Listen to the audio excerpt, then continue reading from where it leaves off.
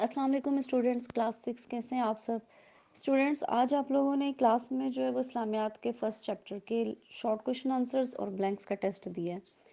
चंद बच्चों के अलावा जो है वो किसी बच्चे का टेस्ट इतना अच्छा नहीं था कि कहा जा सके कि आप लोगों ने बहुत अच्छी प्रिपरेशन की थी, ठीक है ना। अच्छा, अब नेक्स्ट टेस्ट जो मैं आपको दे रही हूँ वो मैं इसी चैप्टर का फर्स्ट लॉन्ग क्वेश्चन दे रही हूँ मैं आपको याद करने के लिए, ठीक है। सिर्फ एक ही सवाल दे रही हूँ, उसको आपने कल याद करके आना है और क्लास में आपका उसका ही टेस्ट लिया जाएगा, ठीक है।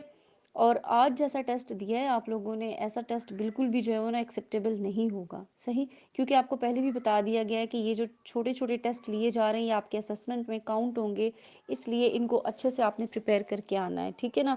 एटलीस्ट इतना तो आप टेस्ट करें कि अगर 10 मार्क्स का टेस्ट है तो आपके 8 मार्क्स आते हैं, ठीक है ना। किसी ने 5 लिए हुए हैं, किसी ने 4 लिए हुए हैं, तो ये कोई मार्क्स नहीं है, सही।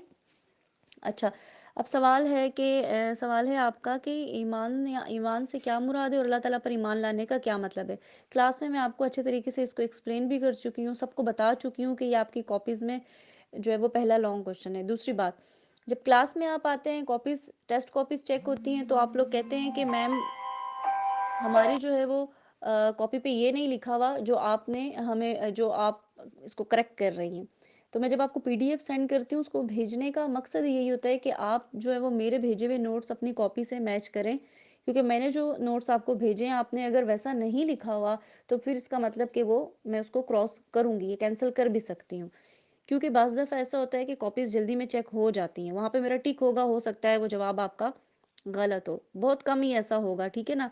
तो वो जवाब आपका गलत हो, इसीलिए दोबारा आपको रिवाइज़ करवाने का मकसद ये होता है कि जिन बच्चों की मिस्टेक्स हैं उसको ठीक कर लें, या मुझसे चेक करते हुए कोई गलती हो गई या आपसे लिखते हुए वो गलती हो गई है, तो वो गलती आप लोगों की दुरुस्त हो जाए, ठीक है। इसलिए आप लोगों ने अपने नोट्स जो हैं वो उसको चेक कर लेना है, जो नोट्स मैं भेजूँगी उनके अकॉर्डिंग हैं या नहीं है।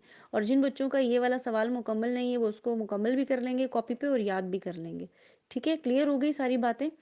और कल का टेस्ट आप लोगों का जो है वो अच्छा होना चाहिए, एक ही सवाल है, समझ के याद करना है, रटा नहीं आपने लगाना। और ये आप पहले भी इसको मैं क्लास में बहुत अच्छे तरीके से हम इसको पढ़ चुके हैं, ठीक है। Thank you.